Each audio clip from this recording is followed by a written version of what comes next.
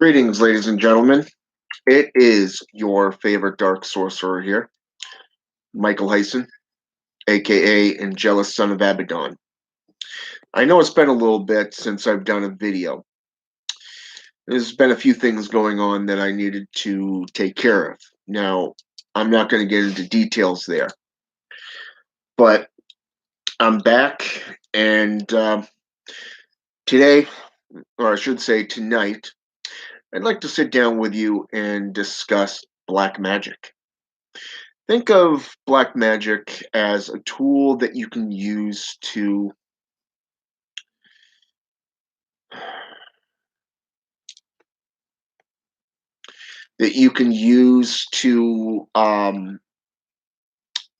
well, let's just say personal gain. Now, why can you use personal gain, black magic for personal gain? Well, for one, it's not like white light practitioners state that there's a cause and effect. There's always a sacrifice. There is always something that you have to give in exchange for what you're seeking. Now, tonight, I'm going to discuss a little bit about this stuff. Now, what is black magic? Black magic is a form of magic that has no boundaries. It's used for personal gain. It's used in conjunction with conjurations of supernatural forces, such as demons, such as fallen angelics, such as Satan, Lucifer, Beelzebub, and Astaroth, and so many more. And it also is a form of ritualistic worship of the spirits, the primitive type magics, which is associated with, how should I say this? Some would say it's lesser magic because of the primitiveness of what it can achieve. But you have primitive, and then you have high witchcraft, high sorcery within black magic. It's designed to invoke spirits. It is high and low definitions of positives, okay? But more so of the practices that it utilizes, you would be surprised of what you can use black magic for. Like I said, it has no limits. It's basically sky's the limits. You can go out and do just about everything or anything with the use of black magic. It is used in ceremonial magic, okay, which is classified as high magic or high witchcraft. You have ritualistic or folk magic, which is associated as being seen as low magic. There's dark shamanism, practiced in both Siberia and Mongolia. Okay. Now, this is kind of interesting because of the fact that both of these are considered to be the most close. How should I say this? It's more closeness with necromancy. It's associated with conjurations of spirituals beings, such as demons, agents of death, such as the Sidi or Sith, depending if it's Scottish or Irish. The Dark Elven, the Draelith, okay, but also you have the Reavers, you have the lycanthropes, zombies, black dogs, and so many others. And that's not even getting into the pagan pantheons, such as dark paganism, okay, which deals a lot with deities such as Anubis, Hades, Hel, Hecate, Circe, okay, even Supe if you're getting into Inca. And don't even get me started on Aztec, all right? Now, what's interesting to note is that the black shamanism is it incorporates rituals and traditions from Buddhism. And this is what separates dark shamanism from most traditions. There, in Buddhism, depending on where you are in the world, Asian Buddhism deals with multiple hells, whereas, say, for example, Tibetan or monks, say, for example, that of, let's say, Southwest Asia, Southeast Asia, okay, such as North Vietnam, South Vietnam, going into Kuwait, around the Persian Gulf aspects. They only deal with, when they get into Buddhism, it's more of one hell. It's about enlightenment. It's about transcendence of the self. Okay. The male violent sorcerers masquerade as real shamans to entice tourists to drink a certain concoction. Now, this spelling, I actually wrote this spelling down because it's a form of herbalism mixture, um, tied in with poisons and stuff. So it's Ayhuasea. Okay, it's one of those funky type, spellings that you really hard to to speak. And the purpose is to drain their power. Okay, it's believed that the human soul, or the spirit itself, is like a tiny battery. Think of, the best way to think about this is, think of the Matrix starring Lawrence Fishburne, Carrie-Anne Moss, and Keanu Reeves. Okay, prime example here. And in the first movie, when they're in the Matrix, he tells Neo, Morpheus tells Neo that the soul is a battery. Okay, think of it as a battery because that's exactly what it is. It's an infinite battery. Think of it as kind of like your own personal universe. Okay, the infiniteness. Hey, Kirsten, Seeking Serpent and Lord Hades. How you guys doing? Now, what's interesting to note here is that vampirism is associated with multiple different religions and multiple different forms of black magic. Okay, you have psychic vampirism from Anton Zandalave's point of view, his perception within the Satanic Bible. Okay, then you have the definition of vampirism from, say, Father Sebastian. Okay, now I've spoken on Father Sebastian, who's the Godfather out of New York. Okay, hell of a guy, and he is one of the top vampiric practitioners. He's an elder. Okay, very very potent in his magic. You also have that of goth witchcraft. Okay, or otherwise known as Gothcraft, put forth by Raven Digitalis. And a lot of this is more Gothic traditions of witchcraft and sorcery. Okay. Now, what's interesting to note about Gothcraft is there is so many different types of practitioners there. You have the baby dolls, the vampiric, the sophisticated. Okay. Those of you who practice vampirism know exactly what I'm talking about here. Okay, there's different personas that are played out in this. Think of it as a role playing type atmosphere.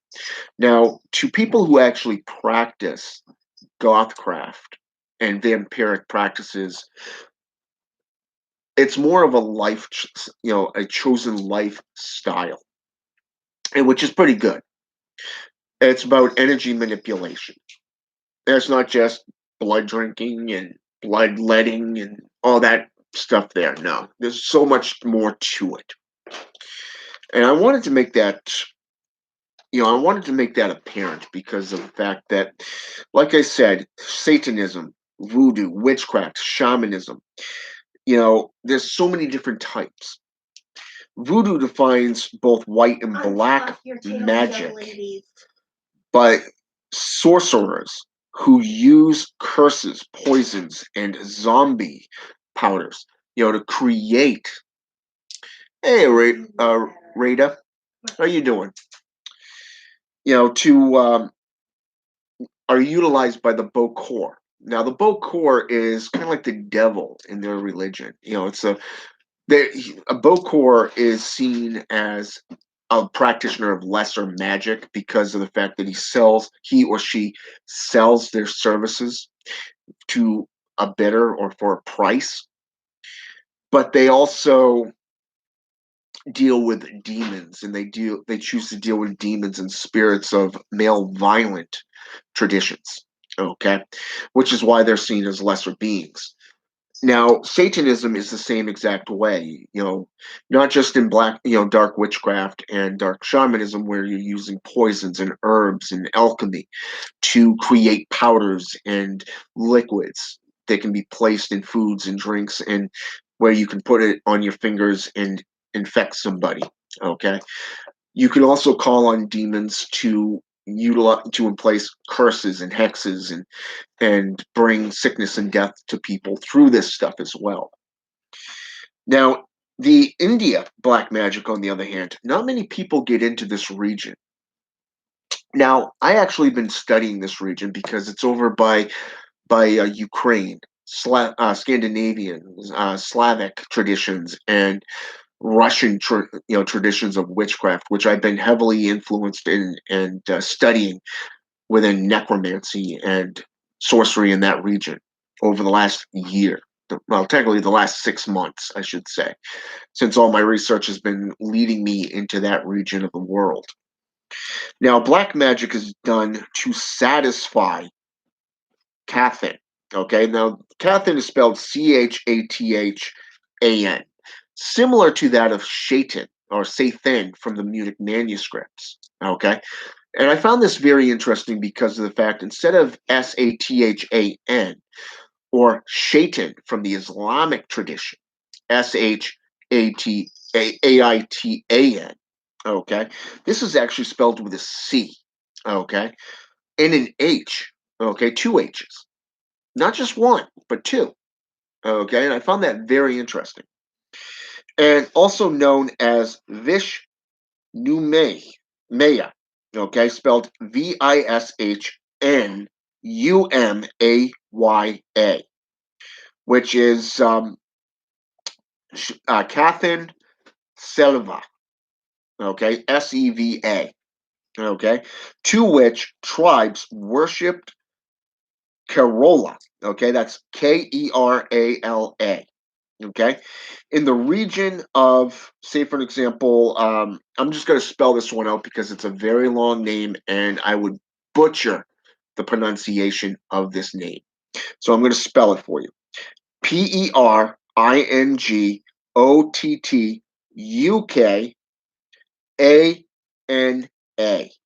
okay, where the temple of Siva resides, okay.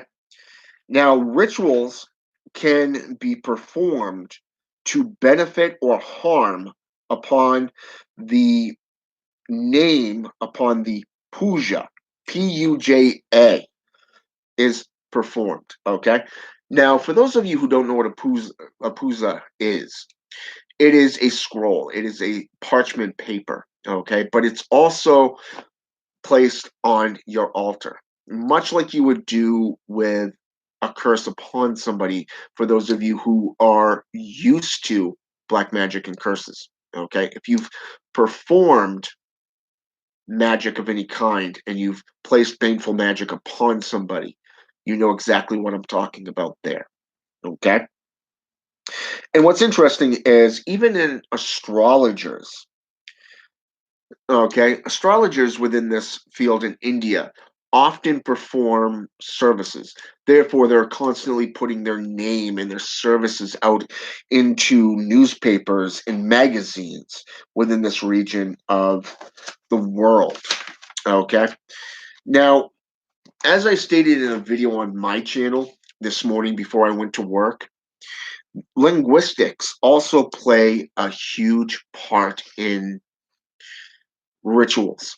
Okay, those of you who have been in the practices know exactly what I'm talking about here as well. For an example, celestial, Theban. Theban's the witches' rooms. Okay, the witches' alphabet. But then you got the Enochian, which is associated with occultism. Okay, that of witchcraft and sorcerers, according to not only, how should I say this, theistic Satanism or Luciferian Satanism, Turk Suzij, the Satanic Bible, or I should say the demonic Bible rather, okay, put out by Turk Suzij, founder of the Embassy of Lucifer.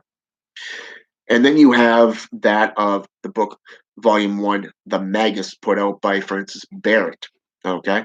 Now, keep in mind, he also did Volume 2, but that's on PDF. Okay. I haven't come across a paperback volume of it yet. So, and then you have Enochian, according to Dr. John Dee and Edward Kelly. Okay. Now, keep in mind that you notice how I said astrologers earlier? Edward Kelly was an astrologer. He was an alchemist. Okay. And Edward Kelly was actually a seer. He was a conjurer. Okay. He was into the occult of chiromancy, dealing with spiritualism. All right. So a lot of these languages go back hundreds of years, much like Sanskrit, cuneiform, medieval Latin, okay, going all the way back into Aramaic, Hebrew, and such, okay.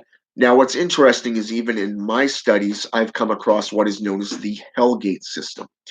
This goes all the way back pre-Canaanite civilization, okay.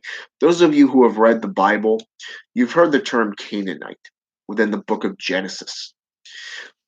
Before Canaanite was mentioned, they were actually the Phoenicians, okay. Now, what's interesting to note is this goes all the way back into what, how should I say this? Slade and Sorcery actually did a video this morning on this, and it was called The Jewish Gate. Okay, is the name of the video, and I recommend that you watch it because he put a lot of information on here and a lot of things that I didn't even put into, and I have to admit this, I didn't even put a couple of these together. So I actually learned from him as well. Now, I don't really follow Slayton that much because I don't really care for the guy. I mostly keep to myself. But every so often, something will catch my eye from somebody that I don't follow because of one reason or another. This one happened to have caught my attention, and it was very well performed. It was very well illustrated, and it was out there. Okay. So I do recommend that you look up Slade and Sorcery, okay, and get underneath him and look under this video. It's called, again, it is called The Jewish Gate. Jewish Gate, okay? I recommend that one to you, hands down.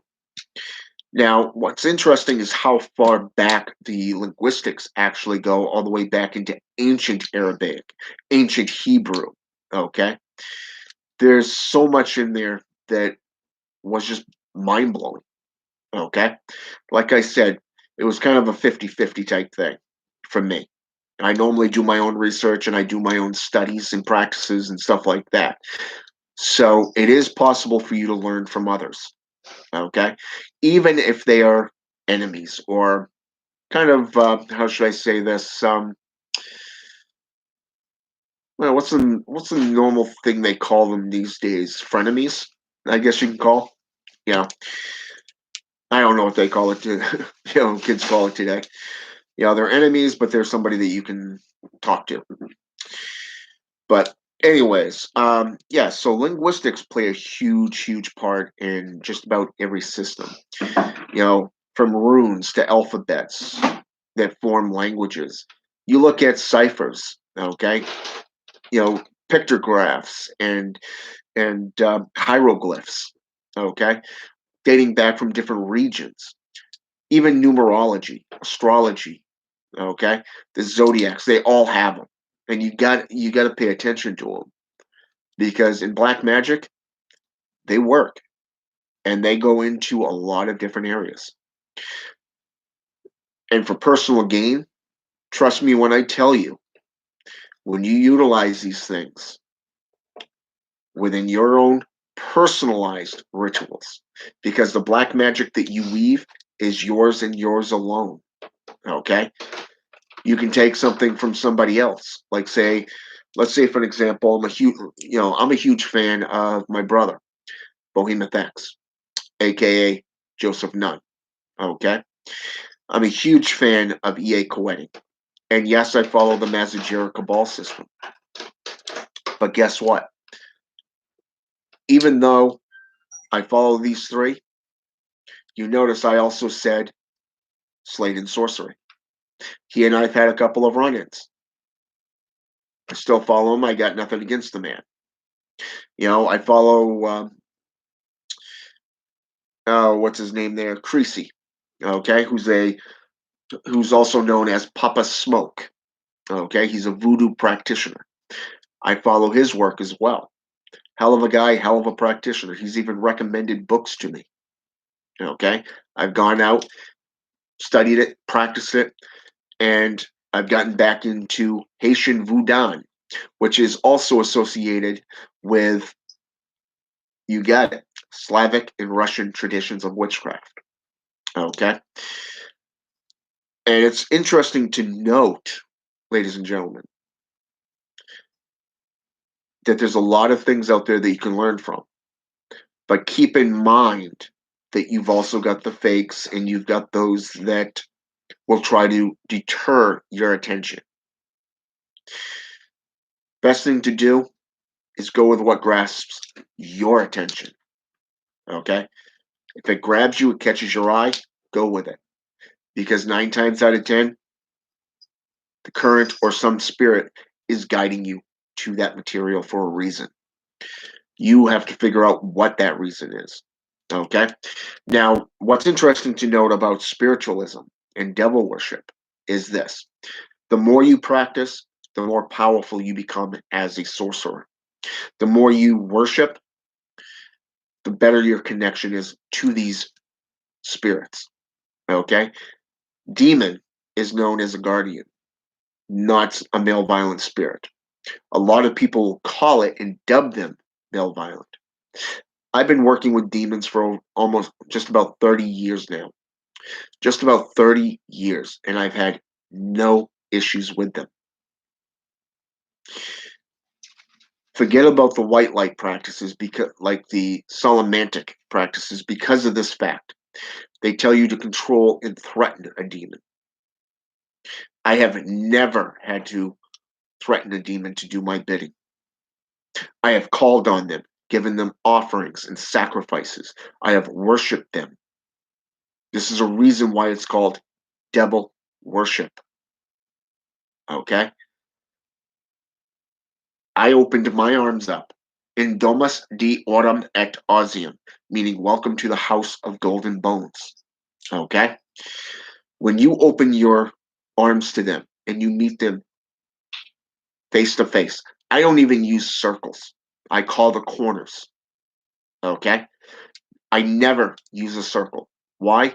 Because I find that to be disrespectful to these beings, especially the ones I have pacts with and relationships with. I've never had to threaten a demon. I meet them face to face on equal ground with respect. And what's also interesting is that gateway goes both ways. Equality. Okay? What the more you put into it, the more you get out of it. Okay? When you're willing to learn from them and humble yourself in front of them, they will teach you. Some will even adopt you. Okay? And there is a method to find out who your creator is, not just your unholy guardian demon. And it's very interesting because of the fact that when I found out who mine was, about 6 years ago, I went out and I conjured him. I spent over 3 weeks summoning him. I summoned him over and over and over again. I petitioned him, gave offerings, and then I waited for the super black moon, and I invoked him. Hey, Ekalone, how you doing? So when you get into spiritualism and you start worshiping these beings and you start working with them, build up that relationship, get to know them. When you work with them, always make sure that you have your offering ready. Make sure you have your petition ready. Never keep them waiting. And always, always show respect. They may be more powerful than we are, but we work with them. They're willing to work with us, to work with you. You just have to understand and open yourself up to them. Energy work is very, very good in this case. When you learn to recognize the current, when you recognize that current, you're able to connect to these beings, especially if you're open to it. Jerome 279, how you doing? Welcome to the channel. So keep that in mind. There's so much to do with black magic, with sorcery, dark sorcery, that you can do. You can get that better job. You can get that better, house that you're looking for, more money. I can't tell you how many times I've had people come to me and ask for a remedy to gain money, and I've given it to them. One of my clients ended up doubling his profits within a single quarter. That's 1 week. Within 1 week, doubled it. He normally gets about 300. He ended up with 700. Okay? So keep that in mind. With curses and hexes, depending on which system or which techniques that you use, when you master the techniques of cursing and hexing, depending if you want to use a visual, you want to use, say, for an example, a cursing jar, a grist bag, or even simply put, a ritual visionary technique. Joseph Nunn did this with this one here.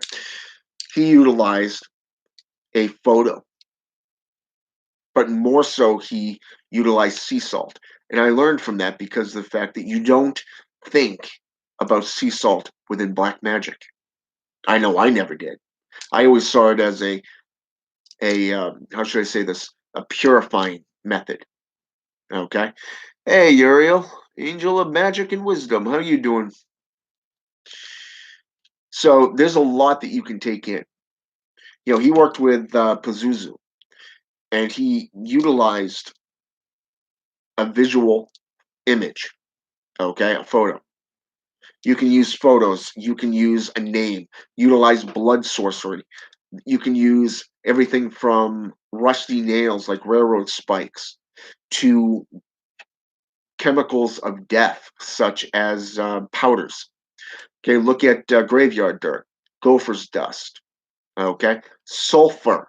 Okay, sulfur is associated with demons. Graveyard dirt, death. Okay, gopher dust, death, but also protection.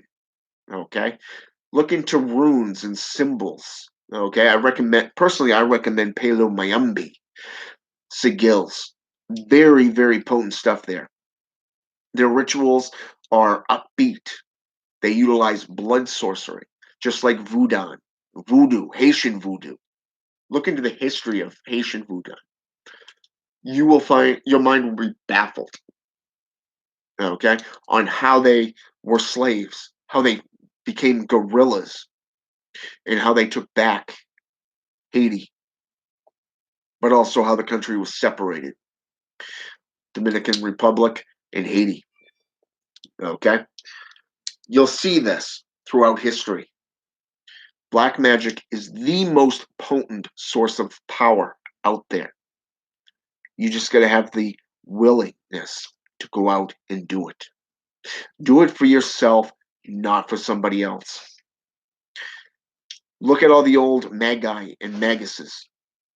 Prime example. Why did they lock themselves away for years?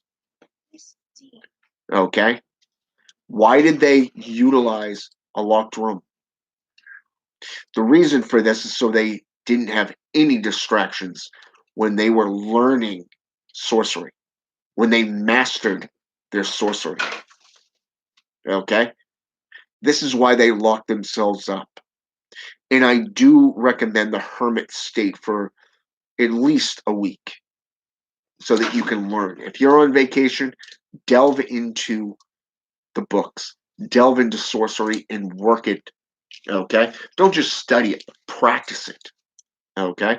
You look at this lockdown. A lot of the world right now is in lockdown because of the coronavirus. This is a prime example of a time frame where you can be reading, you can be studying, you can be practicing sorcery. Okay? Really delve into it. I recommend void meditation. Okay? Void meditation. It's where you gain control of the higher self. It's where you peer into the wasteland, the ether. Learn from the beings themselves. Delve into it. Now is the time.